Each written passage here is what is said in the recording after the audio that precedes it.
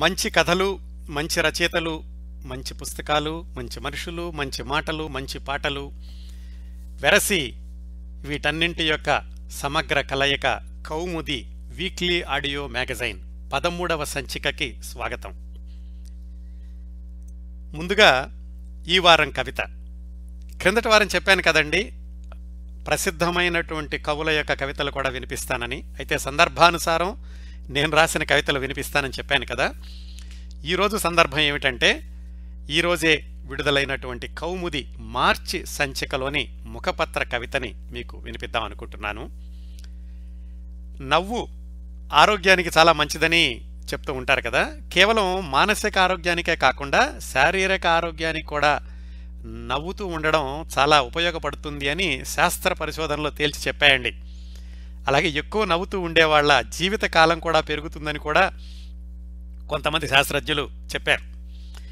మనస్ఫూర్తిగా నోరారా మనసారా నవ్వుతూ ఉంటే వాళ్ళు అయస్కాంతంలాగా కనిపిస్తూ ఉంటారండి, అందరినీ ఆకర్షిస్తూ ఉంటారు.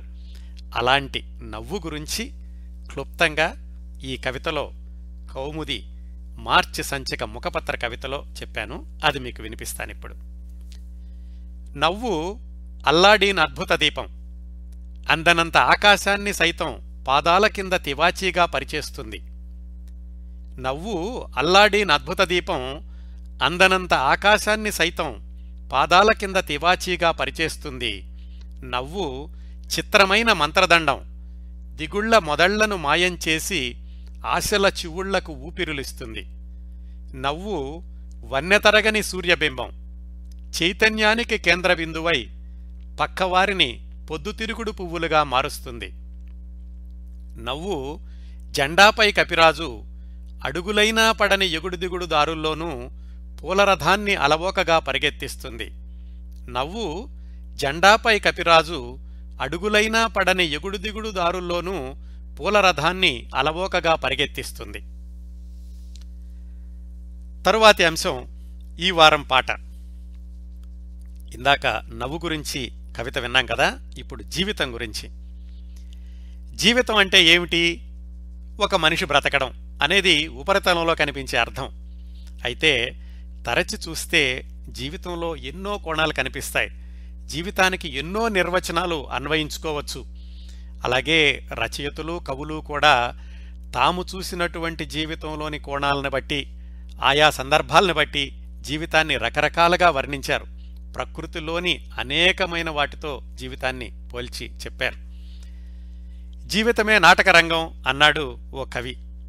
జీవితం ఒక నదిలాగా నిరంతర ప్రవాహం అన్నాడు ఇంకో కవి.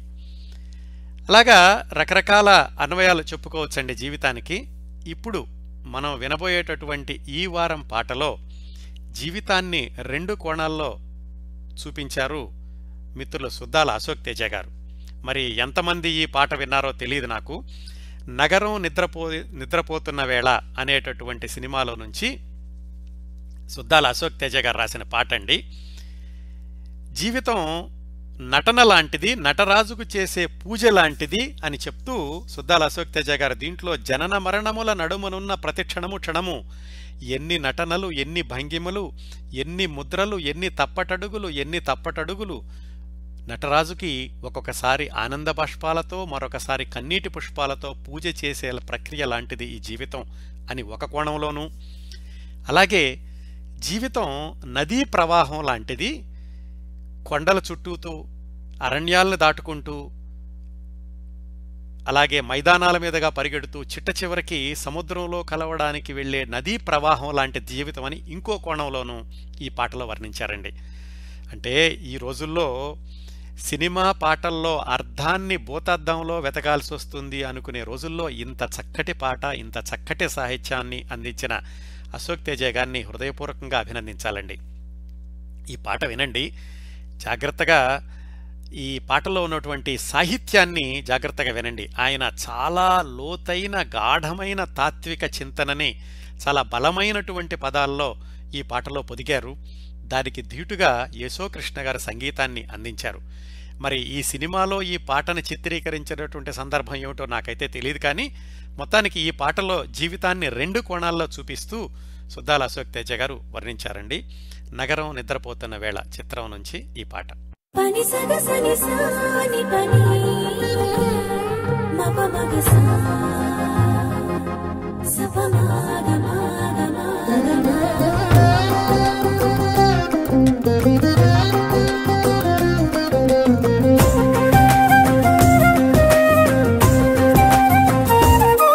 నటరాజు పూజ చేసే అభినవ నాట్య యోగమే మనిషి జీవితం. నటరాజు పూజ చేసే అభినవ నాట్య యోగమే మనిషి జీవితం. కడకడలి దాకా ఎడతెగక సాగునది వంటి పరుగు కథ మానవ జీవన ప్రయాణం.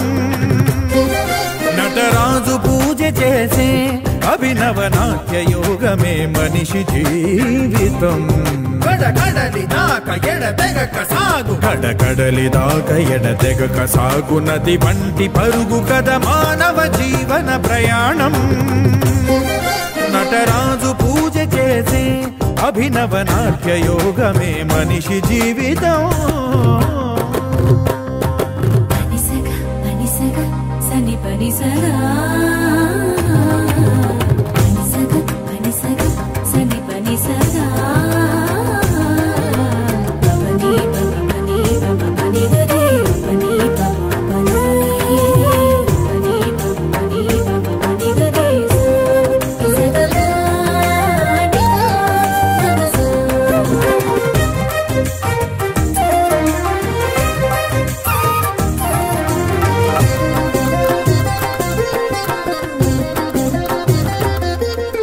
జనన మరణముల నడుమ ఉన్న ప్రతి క్షణము క్షణము ఎన్ని నడనలెన్ని భంగిమలు ఎన్ని ముద్రలెన్ని రసములెన్ని భావముల జీవ కళల సంయోగమెల్ల నటరాజు పూజ చేసి అభినవ నాట్య యోగమే మనిషి జీవితం.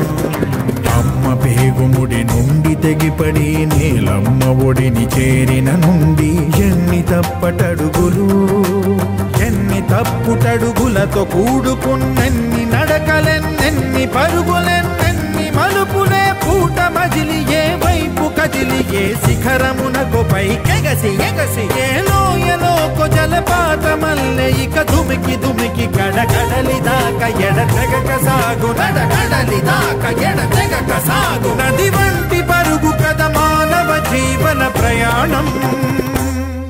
నటరాజు పూజ చేసే అభినవ నాట్య యోగమే మనిషి జీవితం.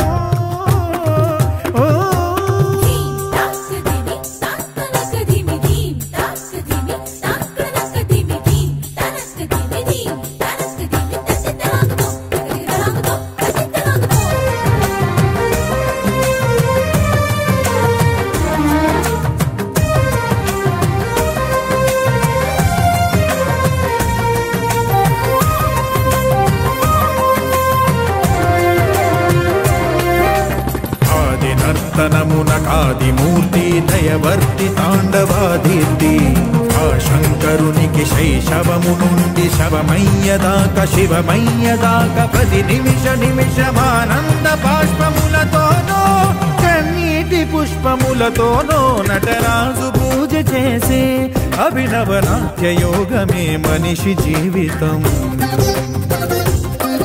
పరుగెత్తు వేళ పయనించు తోవ రాళ్ళు ముళ్ళు ఎన్నెన్నో ఉన్న, పరుగెత్తు వేళ పయనించు తోవ రాళ్ళు ముళ్ళు ఎన్నెన్నో ఉన్న, పొడి తుడుకులున్న సుడిగాలులున్న వెను తిరకకుండ క్షణమాగకుండ ప్రతి గాయ గాయముక పాఠ్య గేయముక గుణ పాఠ్య భాగముగ తలచి అలుపులేక చేరాల్సి ఉన్న లక్ష్యమును గెలిచి కడగడలి దాకా ఎడతెగక సాగు, కడగడలి దాకా ఎడతెగక సాగు నది వంటి పరుగు కథ మానవ జీవన ప్రయాణం.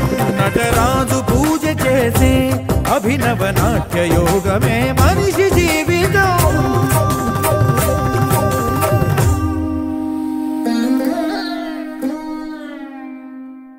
కౌముది మీ ముంగిట్లో సాహితీ చంద్రిక వెబ్ మాసపత్రిక అలరించే సీరియల్స్, ఆకట్టుకునే కథలు, ప్రతి నెలా ప్రత్యేక కథనాలు, పాఠకులు పాల్గొనే ఫీచర్స్, వినూత్నమైన సినీ విశేషాలు, కడుపుబ్బ నవ్వించే హాస్య వల్లరులు, ప్రతి పేజీలో కొత్తదనం, ప్రతి సంచిక ఒక ప్రత్యేకం. కౌముది వెబ్ మాసపత్రిక. చదవండి, చదివించండి. www.kaumudi.net KOUMUDI.net. మీ అభిమాన రచయిత కిరణ్ ప్రభ సంపాదకత్వంలో కౌముది వెబ్ మాసపత్రిక. ఈరోజు మనం మాట్లాడుకోబోయినటువంటి స్ఫూర్తిదాయకమైనటువంటి వ్యక్తి ఒక పుస్తకం రాశారు. అందుకని ఆ వ్యక్తి గురించి, ఆ పుస్తకం గురించి కూడా మాట్లాడుకుందాం.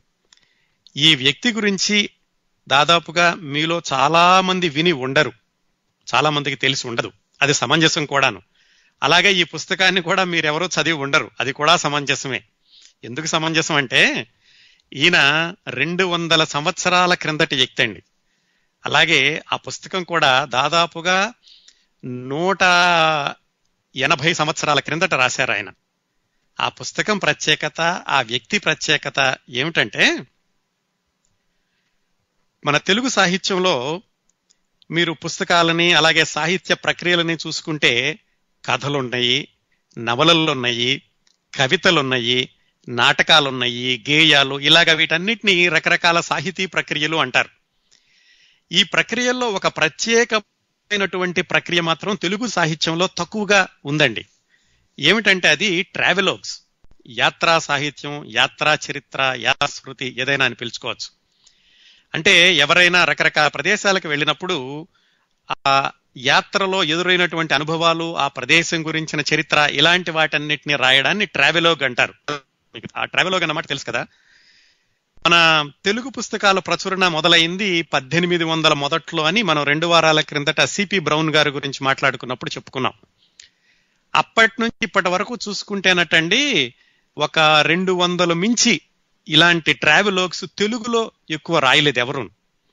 బహుశా మరి అంటే ఇలా ఒక 30-40 సంవత్సరాల క్రిందటి వరకు ఈ రవాణా సౌకర్యాలు ఎక్కువగా లేకపోవడము, ఒక ప్రదేశం నుంచి ఒక ప్రదేశానికి భారతదేశం కానీ భారతదేశం నుంచి విదేశాలకు కానీ వెళ్ళేటటువంటి అవకాశాలు తక్కువగా ఉండడము, మరి వెళ్ళిన వాళ్ళకి రాసేటటువంటి అభిరుచి లేకపోవడము, రాసే అభిరుచిన వాళ్ళు వెళ్ళేటటువంటి అవకాశం లేకపోవడం, కారణాలు ఏవైనా కానీ ఈ తెలుగులో ట్రావెలోగ్స్ అనేవి యాత్రా చరిత్రలు తక్కువగా వచ్చాయండి. వీటన్నిటికీ అసలు మొట్టమొదటి తెలుగులో యాత్రా చరిత్ర ఎప్పుడొచ్చిందంటే 1838లో ప్రింట్ అయింది. మళ్ళా మనం 1830 అని మాట్లాడుకుంటే 2 వారాల క్రిందట సిపి బ్రౌన్ గారి గురించి చెప్పుకున్నాం, మీకు గుర్తుంటే గనక. ఆయనే తెలుగులో పుస్తకాలని ఎక్కువగా ప్రచురించడం మొదలుపెట్టు 1829 నుంచి అని కూడా మాట్లాడుకున్నాం. ఎందుకంటే తెలుగులో పుస్తకాల ప్రచురణ అనేదే 1808, 1805 ఆ ప్రాంతాల్లో మొదలైంది. తమిళ పుస్తకాలు అయితే అంతకుముందు ఒక 100 సంవత్సరాల నుంచి ఉన్నాయి. తెలుగులో మాత్రం ఈ ప్రింటింగ్ అనేది 1808 ఆ ప్రాంతాల్లో మొదలైందని మనం సిపి బ్రౌన్ గురించి మాట్లాడుకున్నప్పుడు చెప్పుకున్నాం. అంటే ఈ రోజు మనం మాట్లాడుకోబోయేటటువంటి వ్యక్తి కూడా ఆ సిపి బ్రౌన్ కాలంలోనే ఉన్నాడండి. ఆయన ఆ రోజుల్లో అంటే 200 సంవత్సరాల క్రిందట మద్రాసు నుంచి, అప్పట్లో మద్రాసుని చెన్నపట్నం అనేవాళ్ళు, కాశీ అంటే ఇప్పుడు బెనారస్ అంటున్నాం కదా, కాశీ వెళ్ళారు. వెళ్ళి వెనక్కి వచ్చారు. ఆ రోజుల్లో ఏమిటంటే కాశీకి వెళ్ళిన వాడు కాటికి వెళ్ళిన వాడితో సమానం అంటూ ఉండేవాళ్ళు. ఎందుకంటే 200 సంవత్సరాల క్రిందట అంటే ఏమీ రవాణా సౌకర్యాలు లేవు, రోడ్డు మీద వెళ్లాల్సిందే. ఇప్పట్లోలాగా ఏమిటంటే ఇప్పట్లో ట్రావెలోకి రాస్తే నేను ఫలానా ఫ్లైట్ లో దిగాను, ఇక్కడ వీసా తీసుకున్నాను, అక్కడికి వెళ్ళాను, లేకపోతే ట్రైన్ లో నేను ఏసీ క్లాస్ లో బుక్ చేయించుకున్నాను, ఇలా రాయొచ్చు. కానీ ఆ రోజుల్లో అలా కాదు. అలాగా రవాణా సౌకర్యాలేమీ లేని రోజుల్లో ఒక వ్యక్తి మద్రాసు నుంచి బయలుదేరి కాశీ వెళ్ళి వెనక్కి వచ్చి, దానికి ఎంత సమయం పట్టిందండి? 1.4 నెలలు పట్టింది. అదండి ఆ విషయాలను చెప్తాను, ఆయన ఎలా వెళ్ళారో ఏం రాశారనేది.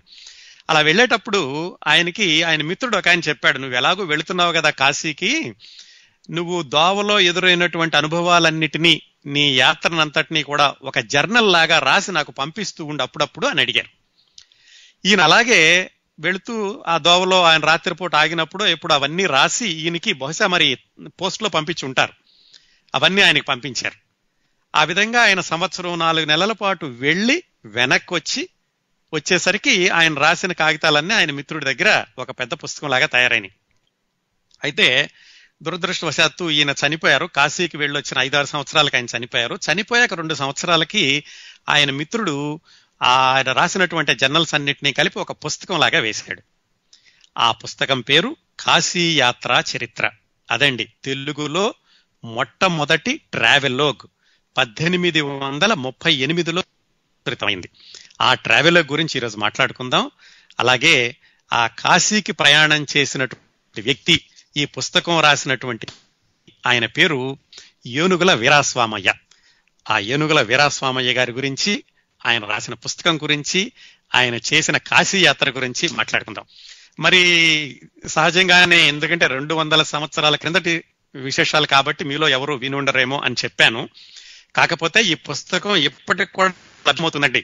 మీకు ఎవరికైనా కావాలంటే గనక నాకు ఒక ఈమెయిల్ ఇవ్వండి, kiranprabha@gmail.com. ఆ పుస్తకాన్ని మీతో షేర్ చేసుకుంటా. అదేంటంటే చాలా ఆసక్తికరంగా ఉంటుందండి. 200 సంవత్సరాల క్రిందట ఆ భాష ఎలా ఉండేది తెలుస్తుంది.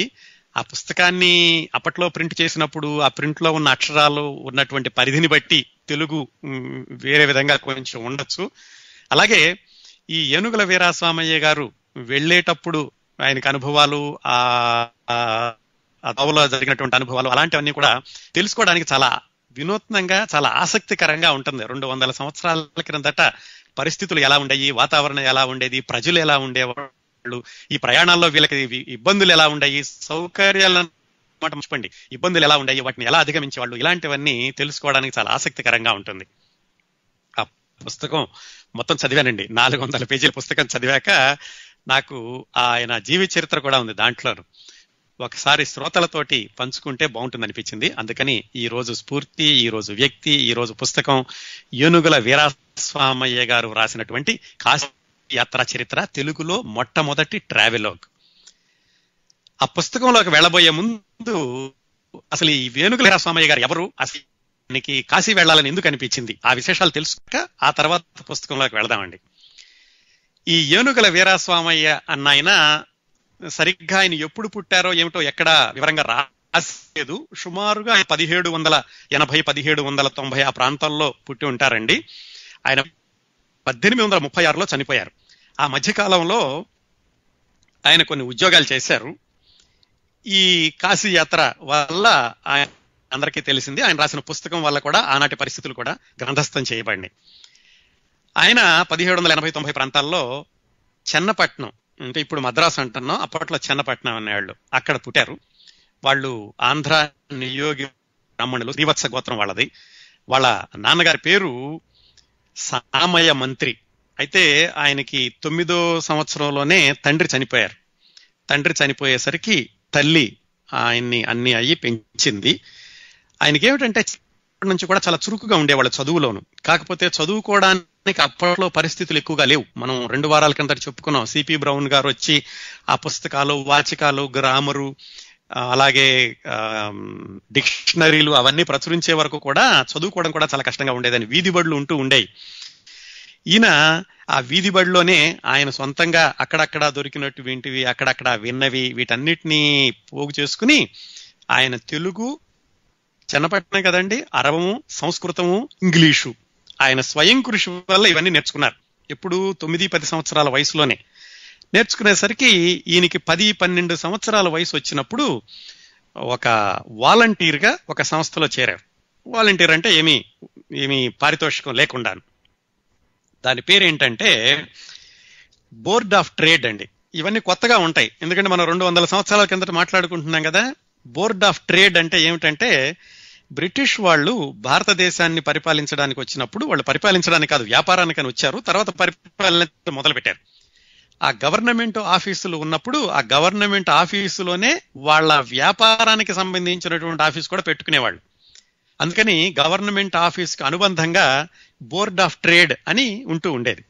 ఆ బోర్డ్ ఆఫ్ ట్రేడ్ అనేటటువంటి ఒక సంస్థలో ఈ ఏనుగుల వీరాస్వామయ్య 12-11 సంవత్సరాల వయసు ఉన్నప్పుడు ఆయనకి ఇంగ్లీషు బాగా వచ్చు, అలాగే స్థానిక భాషలు కూడా బాగా వచ్చు. కాబట్టి ఆయనకున్నటువంటి ఆ అనుభవంతో ఆయన వాలంటీర్గా చేరాడు. ఆయన చేసేటటువంటి పని చూసి అక్కడ ఆ బోర్డ్ ఆఫ్ ట్రేడ్ లో ఎగ్జామినర్స్ అని ఉండేవాళ్ళు. వాళ్ళు ఈయన్ని బోర్డ్ ఆఫ్ ట్రేడ్ లో రీడర్గా ఉంచుకోవాలి అని ఒకళ్ళిద్దరు ఎగ్జామినర్స్ నాకు కావాలంటే నాకు కావాలి అని ఈయన అడిగారు. అంటే అంత చిన్న వయసులో 12-13 సంవత్సరాల వయసులోనే ఆయన ఇంగ్లీషు ధారాళంగా చదవడము, మాట్లాడడము, ఇంగ్లీష్ని నుంచి తెలుగులోకి, తెలుగు నుంచి ఇంగ్లీష్లోకి, అరవంలోంచి ఇంగ్లీష్లోకి వీటిని తర్జుమా చేయగలిగేటటువంటి సామర్థ్యం ఉండడం, వీటన్నింటి వల్ల ఆయన్ని ఆ బోర్డ్ ఆఫ్ ట్రేడ్లో రీడర్గా చేర్చుకున్నారు. అక్కడ 1 సంవత్సరం ఎంతో పనిచేశాక ఆయనకు 13 సంవత్సరాల వయసు వచ్చినప్పుడు తిరునల్వేలిలో కలెక్టర్ గారి ఆఫీసులో ఇంటర్ప్రెటర్గా ఇంకొక ఉద్యోగం వచ్చింది. అప్పుడు ఆయన చన్నపట్నం వదిలేసి తిరునల్వేలి వెళ్లారు. ఈ పుస్తకంలోనండి తిరునల్వేలి పేరు తిరునవల్లి అని ఉంది. ఈ ఊర్ల పేర్లు కూడా రకరకాలుగా ఉంటాయంటే 200 కిందట కొంచెం రూపాంతరంలో ఉండేవన్నమాట. ఆ పేర్లన్నీ ఇప్పుడున్న పేర్లు ఉండేవి కాదు. తిరునవల్లి అని రాసి ఉంది, అంటే తిరునల్వేలి. దానిలో ఈయన ఇంటర్ప్రెటర్గా పనిచేశారు. అక్కడ 1 సంవత్సరమో 2 సంవత్సరంలో పనిచేశాక మళ్ళీ మద్రాసు వచ్చారు. మళ్ళీ చెన్నపట్నం వచ్చి చెన్నపట్నంలో చిన్న చిన్న ఉద్యోగాలు చేసి ఆయన ఈ బోర్డ్ ఆఫ్ ట్రేడ్ నుంచి అప్పట్లో సుప్రీం కోర్టు, మళ్ళీ ఈ పేర్లు కొత్త ఏం చెప్పాను కదా, ఆ రోజుల్లో ఏమిటంటే ఇప్పుడున్నటువంటి హైకోర్టు లేదు, మద్రాసులో 2 కోర్టులు ఉండేవట. ఆ 2 కోర్టుల్లో ఒకదాన్ని సుప్రీం కోర్టు అనేవాళ్ళు. ఆ సుప్రీం కోర్టులో ఈయనకి అక్కడ అనువాదకుడిగా ఉద్యోగం వచ్చింది. ఎక్కడి నుంచి? బోర్డ్ ఆఫ్ ట్రేడ్ నుంచి దానిలోకి. అప్పుడటండి ఈయన బోర్డ్ ఆఫ్ ట్రేడ్ నుంచి ఇక్కడికి సుప్రీం కోర్టుకి అనువాదకుడిగా వెళ్ళినప్పుడు బోర్డ్ ఆఫ్ ట్రేడ్ లో ఈయన చేసినటువంటి సేవలకి గుర్తు ఈయనకి ఒక బంగారపు ముక్కుపొడి డబ్బా ఆయనకు బహుమతిగా ఇచ్చారట. ముక్కుపొడి అంటే మరి ఎంతమంది శ్రోతలకి తెలుసో, నస్యం అనేవాళ్ళండి. అలాంటి డబ్బాని ఈ ఏనుగుల వీరాస్వామయ్య గారికి బహుమతిగా ఇచ్చారు ఈ బోర్డ్ ఆఫ్ ట్రేడ్ వాళ్ళు. అక్కడి నుంచి ఆయన సుప్రీం కోర్టులో ఇంటర్ప్రెటర్గా చేరారు. ఆయన దాదాపుగా పదవి విరమణ చేసే వరకు కూడా ఈ సుప్రీం కోర్టులోనే పనిచేశారండి. ఇదంతా ఆయన వృత్తి జీవితానికి సంబంధించినటువంటి వివరాలు. అయితే కేవలం ఈయన తెలుగు బాగా నేర్చుకోవడం, చిన్నతనంలోనే అన్ని భాషలు రావడం, ఒక భాష నుంచి ఒక భాషనికి తర్జుమా చేయడం, ఈ సామర్థ్యం అంతా ఉండడం వల్ల ఆయనకు ఉద్యోగం రావడం, ఇది ఒక పార్శ్వం. అలాగే వ్యక్తిగా కూడా ఆయన ఆ 200 సంవత్సరాల క్రిందటే ఆ రోజుల్లోనే ఎంతో అభ్యుదయవాది, అలాగే ఆయన ఎంతో దానగుణం, చాలా ఉదారంగా ఉండేవాడు, అందరికీ పరోపకారం ఎక్కువగా చేసేవాడు. వాటికి కొన్ని ఉదాహరణలు చెప్తాను. ఇవన్నీ తెలుసుకుంటే అసలు ఆయన ఎలాంటి వాడో తెలుస్తుంది. అప్పుడు ఆయన చేసినటువంటి యాత్రలో ఎలాగా ఆయన పరిశీలించాడు అని తెలుసుకోవడానికి ఆయన వ్యక్తిత్వం కూడా అవసరం అండి. ఆయనట ఒకసారి సుప్రీం కోర్టులో పనిచేసేటప్పుడు తిరువణ్ణామలై వెళ్ళారు. తిరువణ్ణామలై దేవస్థానానికి వెళ్ళి అక్కడ వెళ్ళినప్పుడు అక్కడ ఒక బంట్రోతు, అంటే ఆ దేవస్థానంలోకి వెళ్లే వాళ్ళందరినీ పంపించేటటువంటి ఒక బంట్రోతుని చూసి అతను చేసేటటువంటి సేవని బాగా గమనించి వెనక్కి వచ్చి చెన్నపట్నం అధికారులకు చెప్పి అతను బాగా సేవ చేస్తున్నాడు, అతనికి జీతం పెంచాల్సిన అవసరం ఉంది అని ఆయనకి గుర్తుగా ఒక వెండి బిళ్ళ, అలాగే ఆయన జీతం 1 వరహ పెరిగేటట్టుగా, అప్పట్లో ఇంకా మన ఇప్పుడు ఉన్నటువంటి రూపాయలు పైసలు లేవండి, 1 వరహ జీతం పెరిగేటట్టుగాను సిఫార్సు చేసి ఆ బంట్రోతుకి జీతం పెరిగేలా చేశారట. అలాగే ఇంకొకసారి అక్కడికే వెళ్ళినప్పుడు ఈయన ఈ బ్రిటిష్ గవర్నమెంట్ అధికారులతో కలిపి వెళ్ళాడు.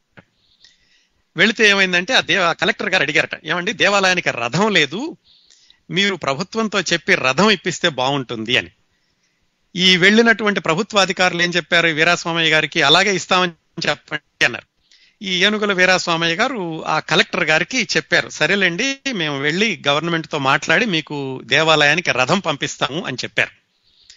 వెనక్కి వచ్చాక ఈ గవర్నమెంట్ అధికారులు ఆ విషయం మర్చిపోయారు. ఈయన ఎన్నిసార్లు గుర్తు చేసినా ఆయన పట్టించుకోలేదు. అంటే ప్రభుత్వాధికారులు ఎంత సామర్థ్యతతో పనిచేస్తారనేది 200 సంవత్సరాల నుంచి కూడా ప్రభుత్వాధికారులు అలాగే ఉన్నారనడానికి ఇది ఒక ఉదాహరణ. కానీ ఈయన్ని కలెక్టర్ గారు అడగడం మొదలు పెట్టాడు, ఏమండి వీరాస్వామి గారు మరి మీరేమో రథం ఇస్తానన్నారు, గవర్నమెంట్ ఆఫీసర్లు ఏం చెప్తున్నారు అంటే, ఈయన ఏం చేశాడంటే ఆయన సొంతంగా డబ్బులన్నీ సమకూర్చుకుని ఆయన జేబులో కొంత డబ్బులు పెట్టుకుని మిగతా వాళ్ళ దగ్గర వసూలు చేసి మాట ఇచ్చామని చెప్పేసి ఆ మాట నిలబెట్టుకోవడానికి మొత్తానికి ఆ దేవాలయానికి రథాన్ని ఆయన తయారు చేయించి ఇచ్చారండి సొంతంగా. ఇది ప్రభుత్వాధికారులు స్పందించినప్పుడు ఆయన సొంతంగా చేసి ఇచ్చాడు. అదే చెప్పుకున్నాం కదా ఇందాక దానగుణం ఉదార గుణం అని. మొత్తానికి రథాన్ని ఇచ్చారు ఆ దేవాలయానికి. అలాగే ఈయన కాశీ వెళ్ళొచ్చింది ఎప్పుడంటే 1800 మే 18 బయలుదేరారండి చెన్నపట్నంలో. అలాగే 1831 సెప్టెంబర్ 3 వెనక్కి వచ్చారంటే దాదాపుగా సంవత్సరం 4 నెలల పాటు ప్రయాణం చేశారండి. ఆ ప్రయాణ వివరాల్లోకి రాబోయే ముందు ఇంకా ఈయన జీవిత చరిత్ర కొంత చెప్తాను. అప్పట్లో ఏమిటంటే, అప్పట్లోనే కాదు, నాకు తెలిసాక కూడా 30-40 సంవత్సరాల క్రిందట కూడా ఎవరైనా కాశీ వెళ్ళొచ్చినప్పుడు ఆ గంగా జలాన్ని ఒక చిన్న పాత్రలో తీసుకొచ్చి మిగతా వాళ్ళందరికీ ఇస్తూ ఉండేవాళ్ళు. ఈయన ఆ 200 సంవత్సరాల క్రితం వెళ్ళినప్పుడే ఒక కావళ్లలోనూ అలాగే కొన్ని వేరే మార్గాల ద్వారాను కూడా గంగా జలాన్ని తీసుకొచ్చి వాళ్ళ బంధువులకే కాకుండా అన్ని వర్ణాల వారికి, అంటే ఆయన చెన్నపట్నంలో ఉండేవాడు కదా, చెన్నపట్నంలో ఉన్న అన్ని జాతుల వాళ్ళకి, అన్ని కులాల వాళ్ళకి, కులమత భేదాలు లేకుండా అందరికీ కూడా ఈ గంగా జలాన్ని పంచారటండి. అది చాలా చాలా విలువైనటువంటి కానుకగా భావిస్తూ ఉండేవాళ్ళు. ఎందుకంటే మనం 200 సంవత్సరాల దాటి ముందుకు వచ్చినా కానీ ఇప్పటికీ కులాలు మతాలు అనే ఆ విద్వేషాలు ఎలా ఉంటున్నాయో 200 సంవత్సరాల క్రిందట ఆయన కులమతాలకు అతీతంగా అలాంటి భావం ఏమీ లేకుండా అందరికీ కూడా గంగాజలాన్ని పంచిపెట్టారటండి. అది ఆయన వ్యక్తిత్వానికి ఒక నిదర్శనం. అలాగే ఆయన కాశీ నుంచి 1831లో వెనక్కి వచ్చాక 1832 ప్రాంతాల్లో తీవ్రమైనటువంటి కరువు వచ్చింది. ఈ మద్రాసు ఉమ్మడి రాష్ట్రంలో కరువు వచ్చినప్పుడు ఏం చేసేవాళ్ళంటే, అప్పట్లో మరి ప్రజలకి భుక్తి కోసం అని చెప్పేసి గంజి వాళ్ళు వండి వార్చేవాళ్ళు. అలాగే సిపి బ్రౌన్ గురించి చెప్పినప్పుడు కూడా మనం మాట్లాడుకున్నాం. ఆయన గుంటూరులో తాత్కాలిక కలెక్టర్గా ఉన్నప్పుడు ఇలాగ ఈ గంజి దొడ్లు ఏర్పాటు చేసి ఈ కరువు వచ్చినప్పుడు ప్రజలకందరికీ ఆదుకున్నారు అని. సరిగ్గా వీరాస్వామయ్య గారు కూడా అలాగే ఈ చెన్నపట్నం చుట్టుపక్కల ప్రభుత్వం ఏర్పాటు చేసిన గంజి దొడ్లలో ఈయన సేవ చేయడమే కాకుండా ఈయన సొంతంగా కూడా మిగతా ప్రజలందరినీ కూడా చేరదీసి కాస్త ఇవ్వగలిగే వాళ్ళని ఈ గంజిని వండి వార్చి అందరికీ పెడుతూ ఉండేవాడు. ఈయనకి ఎవరో చెప్పారట, కరువు రాబోతుంది, నువ్వు ఎలాగో గవర్నమెంట్ ఉద్యోగం చేస్తున్నావు కదా, ఏదన్నా కొంచెం వెనకేసుకో, వెనక దాచుకో, నీకు కరువు ప్రాంతంలో ఉపయోగపడుతుందంటే ఆయన సస్యరాలా చెయ్యను, మిగతా ప్రజలందరూ కరువుతో బాధపడుతుంటే నేను ఒక్కడిని మాత్రం నేను దాచుకుని నేను ఇది చేస్తానా, అలా చెయ్యను అని ఆయన ఏమీ దాచుకోకుండా ఆయనకు ఉన్నది కూడా ఖర్చు పెట్టి ఈ గంజిదొడ్లు నిర్వహించి మళ్ళా దానిలో కూడా ఏ మతం కులమత భేదాలు లేకుండా అందరికీ కూడా ఆయన సమానంగా సేవ చేశారటండి. అలాగే ఆయన 1836లో మరణించారు ఏనుగుల వీరాస్వామయ్య గారు. ఆ మరణించడానికి 2 సంవత్సరాల ముందు వాళ్ళ అమ్మాయి పెళ్లి చేశారు. వాళ్ళ అమ్మాయి పెళ్లి చేసినప్పుడు అన్ని మతాల వారిని పిలిచారటండి. మిగతా వాళ్ళు అన్నారట, నువ్వేమిటి ఆ కులం వాళ్ళని పిలుస్తున్నావు, నువ్వు అగ్రకులం వాడివి, వాళ్ళని పిలవకూడదని తన అగ్రకులంలో వాళ్లే అలా వెనక్కి లాగారట. కానీ ఆయన చెప్పాడట, చూడండి నేను దేవుడు నన్ను ఏమైనా శిక్షిస్తాడు తక్కువ కులం వాళ్ళని పిలిస్తే అంటున్నారు కదా, కాదు, నేను దేవుడికి సేవ చేస్తున్నా తక్కువ కులం వాళ్ళని పిలిచి నాకు అదే కలిసి వస్తుంది అని తన కులంలో వాళ్ళను కూడా వ్యతిరేకించి అందరినీ సమానంగా వాళ్ళ అమ్మాయి పెళ్ళైనప్పుడు అందరికీ సమానంగా భోజనాలు పెట్టారటండి. అంత అభ్యుదయ భావాలతో ఉండేవాడు 200 సంవత్సరాల క్రితమే ఈ ఏనుగుల వీరాస్వామయ్య అన్న ఆయన. ఇవన్నీ ఒక ఎత్తండి. ఇంకా ఆయన ఏం చేశారంటే కాశీ వెళ్ళొచ్చాక ఆయన చనిపోవడానికి 2-3 సంవత్సరాల ముందు హిందూ లిటరరీ సొసైటీ అనేటటువంటి ఒక సంస్థను ప్రారంభించారు. అసలు ఎందుకు అవసరమైందంటే అది 1835 దాకా ఆ బ్రిటిష్ భారతదేశంలో ఇంగ్లీషు భాష నేర్పేవాళ్ళు కాదటండి బ్రిటిష్ వాళ్ళు. ఎందుకంటే ఈ ఇంగ్లీషు భాష నేర్చుకుంటే గనక వీళ్ళెక్కడ ముందుకు వస్తారో, వీళ్ళెక్కడ చైతన్యవంతులు అవుతారోనని ప్రజలకి ఇంగ్లీషు భాష 1835 వరకు నేర్పలేదట. అంతవరకు తెలుగు కూడా అస్తుపిస్తుగా ఉండేది. దానికి సిపి బ్రౌన్ గారు పుస్తకాలు తయారు చేశారు.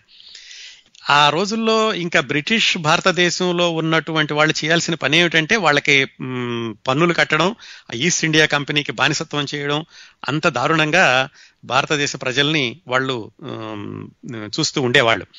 అలాంటి సమయంలో ఈ ఏనుగల వీరాస్వామయ్య మరికొంతమంది మిత్రులతోటి కలిసి హిందూ లిటరరీ సొసైటీ అనేటటువంటి ఒక సంస్థని చెన్నపట్నంలో ప్రారంభించి ప్రజల్లో చైతన్యం కలిగించారు. ఏమని, మనం ఎలాగైనా కానీ ఇంగ్లీషు భాష నేర్చుకోవడానికి ఈ బ్రిటిష్ ప్రభుత్వాన్ని మనం ఒత్తిడి చేసి మన భారతీయులకు కూడా ఇంగ్లీషు భాష నేర్పమని చెప్పి వాళ్ళ మీద ఒత్తిడి తీసుకురావాలి అనేటటువంటి ఉద్దేశంతో హిందూ లిటరరీ సొసైటీ అనేటటువంటి సంస్థను స్థాపించి దాని కింద ప్రజలకి ఈ దేశ చరిత్ర గురించి, దేశ పరిపాలన గురించి, ఈ రాజ్యాంగ శాస్త్రం గురించి, ఇంగ్లీష్ గురించి, వీటన్నిటిని గురించి ప్రజలందరినీ ఆయన ఎడ్యుకేట్ చేయడం మొదలుపెట్టారు.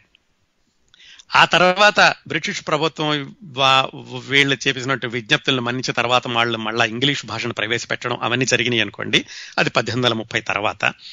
అట్లాగా ఆ చెన్నపట్నం ఆయన చుట్టుపక్కల ఉన్న ప్రజల్లో ఒక రాజకీయ చైతన్యాన్ని కలిగించడానికి ఈ హిందూ లిటరరీ సొసైటీని వాడుకున్నారు. ఆ హిందూ లిటరరీ సొసైటీనే ఆ తర్వాత రోజుల్లో మరింత వృద్ధి చెంది మద్రాసు యూనివర్సిటీ అవడానికి పునాది వేసిందండి. అంత చేశారండి ఏనుగుల వీరాస్వామయ్య నాయన. వ్యక్తిగా అది ఆయన, అలాగే ఆయన వృత్తేమో సుప్రీంకోర్టులో ఇంటర్ప్రెటరు. అవి కాకుండా ఆయన విడిగా చేసినటువంటి సంఘ సేవకి ఇవన్నీ ఉదాహరణలండి. సరే, ఇవన్నీ జరుగుతూ ఉండగా 1830 ప్రాంతంలో ఆయనకి కాశీ వెళదాము అనేటటువంటి ఆలోచన వచ్చింది. మరి ఆయనకి సెలవు కావాలి కదా, అందుకని ఆయన కోర్టులో సెలవు తీసుకుని 1830లో మే 18వ తారీఖున చెన్నపట్నం నుంచి బయలుదేరి ఆయన సంవత్సరం 4 నెలలు 1831 సెప్టెంబర్ 3న ఆయన వెనక్కి వచ్చారు. ఆయన వెనక్కి వెళ్ళేటప్పుడు ఆయన మిత్రుడు ఒక ఆయన ఉన్నారనమాట. ఆయన చెప్పారు ఈయనకి, కోమలేశ్వరం శ్రీనివాస పిళ్ళ అనే ఆయన, ఎలాగో వెళుతున్నావు కదా, దోవలో జరిగినటువంటి అనుభవాలన్నింటినీ రాసి నాకు పోస్ట్ చేస్తూ ఉండు అని ఒక జర్నల్ లాగా ఈయన అడిగిటి మీదట ఆయన రాయడం మొదలు పెట్టారు. ఆయనేం పెద్ద రచయిత కాదు, మంచి మనిషి, సంఘ సేవకుడు, పరోపకారం చేసేవాడు, ఉద్యోగం చేసుకుంటున్నారు. ఆయన పెద్ద రచయిత కాకపోయినప్పటికీ పుస్తకం రాసినటువంటి విధానం చాలా ఆశ్చర్యకరంగా ఉంటుందండి. ఆయన రాసినటువంటి వివరాలు కానీ, ఆయన రాసినటువంటి చిన్న వాక్యాలు కానీ, ఆయన చేసినటువంటి విశ్లేషణ కానీ, సమాజాన్ని ఆయన చూసినటువంటి కోణం కానీ, దానికి గ్రంథస్థం చేసిన విధానం చాలా ఆశ్చర్యకరంగా ఉంటుంది. ఆయన అప్పుడు ఆ పుస్తకం రాసి పంపించాక ఆయన 1836లో చనిపోతే 1838లో మొట్టమొదటిసారిగా ఆ కోమలేశ్వరం శ్రీనివాస పిళ్ళ అన్న ఆయన ఈ పుస్తకాన్ని ప్రచురించారు. 1838 తర్వాత మళ్ళీ గవర్నమెంట్ వాళ్లే 1869లో, అంటే ఒక 21 సంవత్సరాల తర్వాత ఇంకొకసారి ఈ పుస్తకాన్ని ప్రచురించారు. ఈ పుస్తకం యొక్క ప్రాధాన్యత ఏమిటంటేనండి, ఆ రోజుల్లో ఉన్నటువంటి పరిస్థితులన్నింటినీ గ్రంథస్థం చేసింది. చారిత్రకంగా, రాజకీయంగా, ప్రజల యొక్క జీవన విధానాలు, ఇలాంటి వాటన్నిటికీ ఒక రికార్డు కావాలి అంటే ఈ పుస్తకం పనికొస్తుందని 1869లో గవర్నమెంట్ వాళ్ళు ఇంకొకసారి ప్రింట్ వేయించారు. దాంట్లో ఏంటంటే తెలుగు అక్షరాలు ఉండేవి, అలాగే కొన్ని మాటలు కూడా ఇప్పటి తెలుగులాగా ఉండదు. దాని తర్వాత 1941లో, అంటే దాదాపుగా ఒక 70 సంవత్సరాల క్రిందట దీనికి మధ్యలో వ్యాఖ్యానం రాసి, అంటే కొన్ని మనకు అర్థం కాకపోతే, ఇప్పుడు ఇందాక బోర్డ్ ఆఫ్ ట్రేడ్ అంటే ఏంటో చెప్పాను చూడండి, అలాంటి వాటన్నిటికీ ఆ రోజుల్లోకి వెళ్ళి ఎలాగ అర్థం చేసుకోవాలని ఒక వ్యాఖ్యానం రాస్తూ విజయవాడలో దిగవల్లి వెంకట శివరావు అన్న ఆయన 1941లో ఇంకొక వర్షన్ ప్రచురించారండి. అది నా దగ్గర ఉంది, కావాలంటే మీకు పంపిస్తాను. ఆ 1941లో ప్రచురించినటువంటి వర్షన్లో ఆయన ఏమిటంటే కొంచెం అర్థమయ్యేలాగా, అక్కడ ఏమైనా అర్థం కాని ఉంటే గనక వాటికి వివరణ ఇస్తూ రాశారు. ఆ తర్వాత మళ్ళా 1992లో కొంచెం దీన్ని సంక్షిప్తీకరించి తెలుగు విశ్వవిద్యాలయం వాళ్ళు ప్రచురించారట, అది నాకు తెలియదు. కానీ మొత్తానికి 1941లో ఉన్న పుస్తకం అయితే ఒక 500 పేజీలు ఉందండి. అంటే ఈ ఏనుగుల వీరాస్వామయ్య గారు రాసిన కాశీయాత్రా చరిత్ర ఒక 380-400 పేజీలు ఉంటుంది. ఇంకొక 100 పేజీలు ఏమిటంటే ఏనుగుల వీరాస్వామయ్య గారి జీవిత చరిత్ర, అలాగే ఆయన అందరికీ రాసినటువంటి ఉత్తరాలు, ఈ కోమలేశ్వరపురం శ్రీనివాస పిళ్ళ ఆయన మిత్రుడు ఎవరైతే ఈయన పుస్తకం రాయమని ప్రోత్సహించారో ఆయన రాసినటువంటి ముందు మాట, ఆయన రాసినటువంటి వివరాలు, ఇవన్నీ కలిపి పుస్తకం ఒక 550-560 పేజీలు ఉంటుందండి. ఇదండి ఈ పుస్తకం ప్రచురించినటువంటి విధానం, అలాగే ఆయన జీవిత చరిత్ర. ఇంకా ఈ పుస్తకం విషయానికి వద్దాం. ఈ పుస్తకం విషయానికి రాబోయే ముందు అసలు ఈయన కాశీకి ఎలా బయలుదేరాలో చూద్దాం. ఆ రోజుల్లో మరి రవాణా సాధనాలు ఏమీ లేవని చెప్పుకున్నాం కదా, రోడ్డు మీద వెళ్లాల్సిందే. ఆయన ఏం చేశారంటే, ఒకళ్ళిద్దరు వెళ్లేవాళ్ళు కాదండి అప్పట్లోను, ఎందుకంటే దోపిడీ దొంగలు ఉండేవాళ్ళు, పైగా కొన్ని 100 మైళ్ళు వెళ్ళాలి కదా. ఆయన బంధువులు, ఆడవాళ్ళు, పిల్లలు అందరూ కలిసి ఒక 100 మంది అయ్యారటండి. ఆ 100 మంది కలిసి వెళ్ళాలి. ఎలా వెళతారు? నమస్కారం అండి, టోరియల్ లేక్ స్వాగతం. మీ రేడియో వాల్యూమ్ కొంచెం తగ్గిస్తారా? సారీ అండి, ఎప్పుడు అనుకుంటూ ఉంటాను, ఫోన్ చేసినప్పుడు నేను అదే చేసాను, వేరే వాళ్ళు చేసినప్పుడు వింటూ ఉంటాం. ఏం లేదండి, మీ ప్రోగ్రాము ఎవ్రీ సాటర్డే అప్పుడప్పుడు కుదిరినప్పుడు వింటూ ఉంటాము. అసలు చాలా మీరు వాడే భాష తెలుగు ఎంత స్వచ్ఛంగా ఉంటుంది. అండ్ మా మదర్ తెలుగు టీచర్ గా పనిచేసి రిటైర్ అయ్యారు 40 ఏళ్ళు. సో దాని మూలాన కాస్త మాకు కూడా అబ్బింది. మేమంతా ఇంగ్లీష్ మీడియం స్కూల్స్ లోనే చదువుకున్నాము. కాకపోతే ఇట్లా మీరు మాట్లాడుతుంటే విన్నప్పుడల్లా అసలు అంతా నిండిపోతుంది అనమాట. ఆ లాంగ్వేజ్ అది చాలా ఫుల్ఫిల్లింగ్ గా ఉంటుంది. అసలు వర్డ్స్ లేవు డిస్క్రైబ్ చేయడానికి. అయితే ఈ రోజు నేను పర్టికులర్ గా ఫోన్ చేశానంటే, మీరు ఆ పాత మన సాహి గురించి చెప్తున్నారు కదా, ఆయన కష్టపడి రాసిన బుక్ అని. చాలా ఇంట్రెస్టింగ్ అనిపించింది. ఇంటరప్ట్ చేయాలనిపించలేదు, బికాజ్ మీరు మంచి ఫ్లోలో అన్ని చెప్పుకొస్తారు ఎప్పుడు. కానీ ఇంకా మీరు పర్మిషన్ ఇచ్చారు కదా, చేయొచ్చు అనేసి అందుకని చేశాను. అది మీరు బుక్ గురించి చెప్తున్నారు కదండి, ఆ బుక్ లో ఏదన్నా ఒక మంచి సంఘటన కొంచెం మీరు ఏమో పదవి వినిపిస్తారా, వినాలని చాలా యాంగ్షియస్ గా ఉంది. అంటే మీరు లాంగ్వేజ్ అప్పట్లో కొంచెం వేరేగా ఉందన్నారు కదా. తప్పనిసరిగా వినిపిస్తానండి. మంచి చక్కటి ఇది అడిగారు. తప్పనిసరిగా వినిపిస్తాను. పుస్తకం ఎదురుగుండా ఉంది, దానిలోంచి ఒక పేరా చదివి వినిపిస్తాను మీకు. అదే చాలా ఇంట్రెస్టింగ్ ఉంటుంది. ఈ లాంగ్వేజ్ ఎట్లా ఇవాల్వ్ అయ్యింది, ఎలా వాడారు అప్పట్లో, ఏం చెప్పారు, ఒక సంఘటన ఏదైనా ఒకటి ఉంటే అలాగా మీరు విశ్లేషిస్తే చెప్పారు, చదివి చాలా సంతోషిస్తామండి. తప్పనిసరిగా వినిపిస్తానండి. Thank you so much all that you're doing for our culture and language and everything అండి. మీ పేరు చెప్పండి. నా పేరు మనోరమ అండి. మనోరమ గారు నమస్కారం అండి. థ్యాంక్ యూ వెరీ మచ్ అండి. అయ్యో, మీరు నిజంగా అసలు థ్యాంక్ యూ చెప్పకూడదు, మేమే మీకు చెప్పాలి. ఎంత కష్టపడి, ఎంత రీసెర్చ్ చేసి, ఎంతో మీరు ఇంట్రెస్ట్ తో ఇంత టైం తీసుకొని, మీరు కూడా ఇక్కడే, మేము యుఎస్ లోనే ఉంటాము, యుఎస్ లోనే ఉంటారని తెలుసు.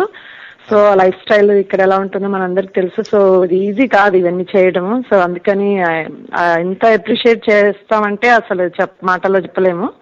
సో మీరు చేస్తున్న సేవ మన కల్చర్ కి, మన లాంగ్వేజ్ కి అసలు we cannot put any like we can't measure it అన్నమాట. అది చాలా బ్యూటిఫుల్ వర్క్. ఎవ్రీ టైం వింటాను వీలైనప్పుడల్లా. మీరు మొన్న అదే అంటే మోస్ట్లీ ఎక్కువ movies, how people I guess ఎట్లా చెప్పాలా, ఎలా వాళ్ళు కష్టపడి పైకి వచ్చారు అని చాలా స్ఫూర్తిదాయకమైన స్టోరీస్ అన్ని మీరు చెప్తుంటారు. చాలా ఇన్స్పిరేషనల్ గా ఉంటాయి. ఆయన ఒక మూవీ మేకర్ గురించి చెప్పారు కదా, జెమినీ ఫ్యామిలీ అతని గురించి. ఆ రోజు కూడా అసలు ఒక్క సెకండ్ కూడా పోకుండా విన్నాను, చేయలేదు కానీ ఫోన్. చాలా బాగా చెప్తారు మీరు, అసలు అది వినాలనిపించేటట్టు చెప్తారు. ఇంకా అసలు అంతా రీసెర్చ్ మీరు ఎలా చేస్తున్నారో అసలు ఆశ్చర్యం అనిపిస్తుందండి. ఎంత లాట్ ఆఫ్ ఇన్ఫర్మేషన్ మీరంతా ఆస్వాదిస్తుంటే నాకు చాలా ఆనందంగా ఉంటుందండి. నాకు ఇంకా చేయబుద్ధి అవుతుంది, అందుకని ఇది శ్రమ అనిపించదన్నమాట. అదే మీరు can tell you're very passionate about it. అది చూస్తుంటేనే, వింటుంటే తెలిసిపోతుంది. మా అదృష్టం అంతే, అంతే, ఇంకేం చెప్పలేము. ఎందుకంటే మనము టీవీలు అవి కూడా ఉన్నాయి, రేడియోలు కూడా ఒక్కొక్కసారి కొన్ని ఎక్కువ కమర్షియల్ వాటి మీదే ఎక్కువ ఇంట్రెస్ట్ చూపిస్తూ ఉంటారు. ఇటు మనం టీవీ ఓపెన్ చేసినా కూడా, మన ఇండియన్ ఏమైనా చూద్దామన్నా కూడా ఎక్కువ ఎన్రిచింగ్ గా ఉండవు అవి. నాకు సరిగ్గా చెప్పడం కూడా రావట్లేదు. ఇది చాలా ఎన్రిచింగ్ గా అనమాట మీది. సో అది you can apply those values to your life. మీరే ఇన్స్పిరేషనల్ థింగ్స్ అన్నమాట. మనుషుల గురించి ఎలా బ్రతికే వాళ్ళు, ఎలా మనుషులు ఒక సర్టన్ టైప్ ఆఫ్ వాల్యూస్ తో ఎలా ఉండేవాళ్ళు, ఎంత కష్టపడి ఎలా పైకి వచ్చేవాళ్ళు, those things apply for ever. మన జీవితంకి ఉపయోగపడుతున్నాయి అవి.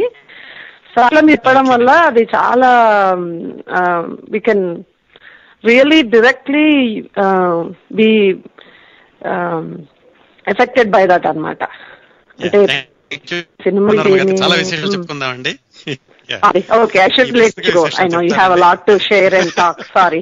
I can talk for a long time. Sorry about that, Andy. Okay, thank you. We look forward to that story, Andy. Yeah, thank you, Andy. Please continue to do these things. Yeah. Okay. నమస్తే అండి. నమస్తే. ఆయన ఏం చేశారంటే ఒక 100 మందితో కలిసి road మీద వెళ్ళాలి కదా. రోడ్డు మీద వెళ్ళాలంటే మరి ఎట్లాగా, ఆయన అప్పటికి ఒక రోజుకి 30 మైళ్ళు నడవగలిగే సత్తా ఉన్నటువంటి గుర్రాన్ని, పల్లకీ మోయడానికి కొంతమంది బోగీలు, మరి ఇంత దూరం వెళ్ళేటప్పుడు మార్గం మధ్యలో ఏమైనా అనారోగ్యం మందులు కదా, అలాంటి మందులు ఇలాంటివన్నీ తీసుకుని 100 మందితోటి ఆయన 1830 మే 18న బయలుదేరారండి. ఎక్కడ? చెన్నపట్నంలో. ఇందాక మనోరమ గారు అడిగారు కదా ఇందులో ఎలా రాశారో అని. ఇదిగోండి మొట్టమొదటి పేరా చదువుతాను, వినండి ఎలా రాశారో. దీనిలో జగదీశ్వరుండు నా చేత కొంత దేశాటనము చేయింపదలచి నన్ను నేలుచున్న సిప్రీము కోరటు దొరలగుండా సెలవిప్పించినాడు. సిప్రీము కోరటు అని రాశారు, కోర్టు అనడాన్ని. కనుక నేను కాశీయాత్ర పోవాలనని 1830 సంవత్సరం మే నెల 18వ తేదీ కుజవారము రాత్రి 8 గంటలకు చెన్నపట్టణం విడిచి మాధవరము చేరినాను. అది తండయారు వీడులో నుండే నా తోటకు 3 గడియల దూరము. కీనూరు భూమి మధురమైన జల సమృద్ధి కలది. ద్రావిడ వైష్ణవుల నివాసము. వారు సమిదలు వగైరాలు చెన్నపట్టణములు అని జీవింపుచున్నారు. దోవలో ఉప్పు కయ్య ఉన్నది. అందులో కాక్రయన్ అనే దొర పడవలు నడిచే పాటి కాలువ తవ్వించి వారధులు కట్టించి ఉన్నాడు. చూడండి, మొట్టమొదటి పేరాలోనే, ఇది పుస్తకంలో మొదటి పారాగ్రాఫ్ అండి, దాంట్లోనే ఎంత విశేషం చెప్పారో చూడండి. తండయారు వీధిలో ఉండే వాళ్ళ తోటకి ఆయన 3 మైళ్ళ దూరం, 3 గడియల దూరం, మైళ్ళు కాదు. అక్కడ కీనీరు భూమి, ఇవన్నీ అప్పట్లో ఉండే తెలుగు పదాలంది. చక్కటి నీళ్లున్నాయని, అక్కడ ద్రావిడ వైష్ణవులు ఉండేవాళ్ళని, అక్కడ వాళ్ళు కట్టెలవి తీసుకొచ్చి మద్రాసులో అమ్మి జీవిస్తూ ఉండేవాళ్ళు. దోవలో ఒక ఉప్పు కయ్య ఉంది. అక్కడ ఉప్పు కయ్యలు నడవడానికి, ఆ ఉప్పు అమ్మడానికి అని చెప్పేసి ఆ పడవ నడిచేటటువంటి కాలువ తవ్వించారు. ఇన్ని విశేషాలు చెప్పారండి. మొత్తం 400 పేజీల్లో కూడా ఇలాగ అన్ని విశేషాలని ఆయన వర్ణిస్తూ వెళ్ళారు. ఆ విధంగా ఈయన అంతమందితో కలిసి మొత్తం ప్రయాణం మొదలు పెట్టారు. ఇందాక మనం చూసినట్టే అది మొట్టమొదటి పారాగ్రాఫ్ అన్నమాట. దానిలోను ఆయన వెళుతూ ఎలా వెళ్ళారంటే, వెళ్ళడం కూడానండి, వెళ్ళేటప్పుడేమో చెన్నపట్నం నుంచి కాశీ వెళ్ళేటప్పుడేమో చెన్నపట్నం నుంచి తిరుపతి, కడప, శ్రీశైలం, హైదరాబాదు, నిర్మల్, నాగపూర్, జబల్పూర్, అలహాబాద్ అలా కాశీ వెళ్ళారంటే దేశం మధ్యలో నుంచి. మళ్ళా తిరిగి వచ్చేటప్పుడు ఈ తూర్పు వైపు నుంచి కలకత్తా, ఛత్రపురం, శ్రీకాకుళం, రాజమహేంద్రవరం, మచిలీపట్నం, నెల్లూరు, తిరువళ్ళూరు, అక్కడి నుంచి చెన్నపట్నం. అంటే ఒక రౌండ్ లాగా వేశారనమాట ఆయన. అలా వెళ్ళారు. వెళ్ళినప్పుడు కూడా మొత్తం ఈ పుస్తకంలో 25 అధ్యాయాలు ఉన్నాయండి. ఒక్కొక్క అధ్యాయంలో కూడా ఆయన ఏమేమి చెప్పారో క్లుప్తంగా రాశారు ముందులో. ఏది వాళ్ళ మిత్రుడు పుస్తకం ప్రచురించేటప్పుడు క్లుప్తంగా చెప్పారు ఒక్కొక్క పారాగ్రాఫ్ లో ఏముంది అనేది. ఆయన వెళ్ళేటప్పుడు మధ్యలో హైదరాబాద్ వెళ్ళారు. ఎన్ని రోజులకండి? 1830 మే 18న ఆయన చెన్నపట్నంలో బయలుదేరితే జూలై 29న, అంటే దాదాపు 2 నెలల తర్వాత ఆయన హైదరాబాద్ చేరుకున్నారు. ఆయన అంతకుముందు ఒకసారి హైదరాబాద్ వెళ్ళారటండి ఈ యాత్రకు ముందు. అది 15 సంవత్సరాలు ఎంత అయింది. ఆ 15 సంవత్సరాల్లోనే హైదరాబాద్ ఎంత మారిపోయింది అని రాశారు. మరి ఇప్పుడు 200 సంవత్సరాలు చూస్తే ఎలా ఉంటుందో చూడండి. ఆయన హైదరాబాద్ వెళ్ళినప్పుడు మొహరం జరుగుతోందట. అందుకని ఆయన మొహరం జరిగే ఆ మంచి రోజుల్లో వెళ్ళాను, నాకు చాలా అదృష్టం అని చెప్పారు. అట్లాగే హైదరాబాద్లో ఆ రోజుల్లో చాలా దౌర్జన్యాలు జరుగుతూ ఉండేవి. ఆయుధపాణులై మెత్తని వారిని కొట్టి నరుకుచున్నారు కనుక షహరులో ఇతర దేశస్తులు సవారీ మీద పోయి రావలసి ఉంటే ఆయుధపాణులైన వాక్పారుష్యం కల వారిని కొందరు కూడా పిలుచుకొని పోవలసి ఉన్నది. అంటే ఏంటంటే వీధుల్లో వెళ్ళేటప్పుడు అందరూ ఏమన్నా మెత్తగా ఉంటే గనక వాళ్ళని నరికేస్తూ ఉండేవాళ్ళు. అంటే అంత దారుణంగా ఉండే పరిస్థితులు. అందుకని కొంచెం గట్టిగా మాట్లాడే వాళ్ళని, కాస్త దృఢంగా ఉండే వాళ్ళని పక్కన పెట్టుకుని నడుస్తూ ఉండేవాళ్ళు అని రాశారండి. ఇదంతా ఆయన వెళ్ళినప్పుడు పరిస్థితి 1830 జూలై 29 ఆ ప్రాంతాల్లోనూ. అలాగే ఆయన హైదరాబాదులో వెళ్ళినప్పుడు కొన్ని పదాలు కూడా ఎలా మారినాయి అంటే ఈ పుస్తకం చూస్తే తెలుస్తూ ఉంటుంది. ముచుకుంద నది, అది ఇప్పుడు మూసీ నది అంటున్నామండి. అట్లాగే ఈ హిందూ దేవాలయాలు ఉన్నాయి కానీ వాటిని ఎక్కువగా రానిచ్చేవాళ్ళు కాదు, ఈ మహమ్మదీయుల దేవాలయాలు ఎక్కువగా ఉండేవి అని ఆయన మక్కా మసీదుని తురకల జపశాల అని రాశారు. అలాగే చార్మినార్ని 4 దోవలు చేరడానికి గాను కట్టిన ఒక గొప్ప స్తూపీ కలిగి 4 ద్వారాలు కలిగిన చావడి ఒకటి ఉన్నది అని రాశారు. ఇలాగా ఆయన హైదరాబాద్ అంతటిని వర్ణించారు. అలాగే కొన్ని పేర్లు కూడా అన్నట్టండి, కామారెడ్డిపేట అది ఇప్పుడు కామారెడ్డి అయిపోయింది. అలాగే ఎల్లారెడ్డిపేట అది ఇప్పటికి ఎల్లారెడ్డి అయిపోయింది. మేడిచెర్ల అది ఇప్పుడు మెడ్చెల్ అయింది. నిర్మల అని ఉండేది ఇప్పుడు నిర్మల్ అయిపోయింది. అలాగే జలచర్ల అది ఇప్పుడు జడ్చర్ల అయింది. ఇలాగా ఆయన రాసిన పుస్తకం చదివితే తెలుస్తూ ఉంటుంది ఇవన్నీ ఎలాగా మారినయ్యి ఏమిటి అనేది. ఆయన వెనక్కి వస్తూ వస్తూ ఆయన కాశీ వెళ్ళడం, ఆ కాశీలో ఉండడం, ఆ కాశీలో గంగా దగ్గర అక్కడ ఉండేటటువంటి ఆ పౌరోహితులు వాళ్ళు ఏమి చేస్తారో ఏమిటి అవన్నీ చాలా వివరంగా రాశారండి.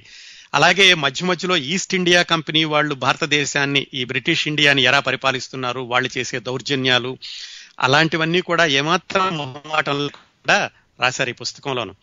అలా వెనక్కి వచ్చేటప్పుడు విజయనగరం, శ్రీకాకుళం అక్కడికి వచ్చినప్పుడు అక్కడ ప్రజలు ఎలా ఉంటారు, వీళ్ళని ఎలా ఆదరించారు, కొన్ని చోట్ల అంటే ఆయన రాత్రికి పలానా చోటకి వెళతాము అంటే అక్కడేమైనా వంట చేసుకోవడానికి సరుకులు అవి కావాలి కదా, ఆ పలానా చోట ఏమీ దుకాణాలు లేవు అనుకుంటే ముందే కొంతమందిని పంపించి దగ్గర ఊళ్ళలో నుంచి ఆ దుకాణాల నుంచి సరుకులు తెప్పించి ఆ ఊళ్ళో పెట్టించి అక్కడ రాత్రికి అక్కడికి వెళ్ళి అక్కడ విడిది చేసి అక్కడ వంట చేసుకుని గుడారాల్లో పడుకుని అలా తర్వాత ఊరికి వెళ్ళేవాళ్ళట. మరి బోయీలు పల్లకి మోయడానికి వాళ్ళకేమైనా అందరూ రోజంతా అన్ని రోజులు వెళ్ళలేరు కదా, అందుకని స్థానికంగా ఉన్నటువంటి కొంతమందిని తీసుకుని వాళ్ళని ఈ ఊరు నుంచి తర్వాత ఊరు వరకు మీరు, ఆ తర్వాత నుంచి తర్వాత వీరికి కొంతమంది అలాగా మాట్లాడుకుని వెళ్ళేవాళ్ళట. అవన్నీ రాశారండి. అలాగే ఆయన తిరుగు ప్రయాణంలో వచ్చేటప్పుడు మచిలీపట్నం వచ్చినప్పుడు అక్కడ సిపి బ్రౌన్ గారిని కలుసుకున్నారు. సిపి బ్రౌన్ గారు ఈయనకి చెప్పారట, ఏనుగల వీరాస్వామయ్య గారు, ఎందుకంటే అప్పట్లో ఈయన కాశీయాత్ర చేస్తున్నాడంటే చాలా మందికి తెలిసింది, అంటే వార్తాపత్రికలు, ప్రసార సాధనాలు, రేడియోలు ఏమీ లేవు, కానీ మొత్తానికి అందరికీ తెలిసింది ఈయన కాశీ వెళ్తున్నాడు, కాశీ వెళ్ళొస్తున్నారు అని. సిపి బ్రౌన్ గారు ఈ ఏనుగల వీరాస్వామయ్య గారిని, మీరు చెన్నపట్నం వెళ్ళాక నాకు కొన్ని పుస్తకాలు కావాలి, ఫలానా వాళ్ళ దగ్గర ఉంటాయి, వాటిని సేకరించి పంపించండి అని అడిగారటండి. చెప్పుకున్నాం కదా, సిపి బ్రౌన్ గారి పని ఏమిటంటే ఈ అరుదైనటువంటి తెలుగు పుస్తకాలన్నింటినీ సేకరించడం, వాటిని ప్రచురించడం, ఇలాంటి దానిలో ఆయన చాలా సమయం వెచ్చించారని, 66 సంవత్సరాలు వెచ్చించారని. ఆ విధంగా ఈయన ఈ బ్రౌన్ దొరని మచిలీపట్నంలో కలవడం, ఆయన మళ్ళీ మద్రాసు వెళ్ళాక బ్రౌన్ దొరకి ఆయన వెనక్కి రాసినటువంటి ఉత్తరం, అవన్నీ కూడా ఈ పుస్తకంలో ఉన్నాయండి. ఇంకా ఏమిటంటే ఈ మధ్య మధ్యలో వెళ్ళేటప్పుడు మరి అందరికీ జబ్బు చేసినప్పుడు వాళ్ళకి ఏమైనా మందులు ఇవ్వడం, ఈయనే తీసుకెళ్లారు, కొన్ని ఔషధాలు అవి ఆయన ఇచ్చేవాడు. మధ్యలో ఎవరైనా కలకత్తా వెళ్ళాక కొంతమందికి ఏమో ఈయన ఇచ్చినటువంటి ఔషధాలతో తగ్గకపోతే కొంతమందిని అక్కడే ఉంచేసి తర్వాత రమ్మని మిగతా వాళ్ళతో రావడం. మొత్తానికి ఈ విధంగా సంవత్సరం 4 నెలల పాటు ఆయన భారతదేశం మధ్యలో నుంచి వెళ్లి ఉత్తర ప్రాంతంగా మళ్ళా వెనక్కి రావడం, ఎంత 400 పేజీల్లో రాశారండి. అదండి వేణుగల వీరాస్వామయ్య గారు రాసిన కాశీ యాత్రా చరిత్ర. అతి క్లుప్తంగా చెప్పాను మీకు. కొంచెం ఓపిక చెప్పని ఇందులో తెలుగు మాటలను అర్థం చేసుకుంటూ చదివితే గనక 200 సంవత్సరాల క్రిందట భారతదేశం ఎలా ఉండేది అనే విషయం చాలా ఆశ్చర్యకరంగా, చాలా ఆసక్తికరంగా ఉంటుందండి.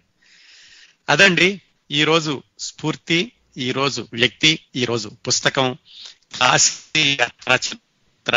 ఏనుగల వీరాస్వామయ్య గారు రాసింది 1838లో ఒకసారి, 1869లో ఇంకొకసారి, 1941లో ఇంకొకసారి ప్రచురించబడినటువంటి పుస్తకం. మళ్ళీ మనం వచ్చే శనివారం మరికొన్ని ఆసక్తికరమైన విశేషాలతో కౌముది 14వ సంచికతో కలుసుకుందామండి.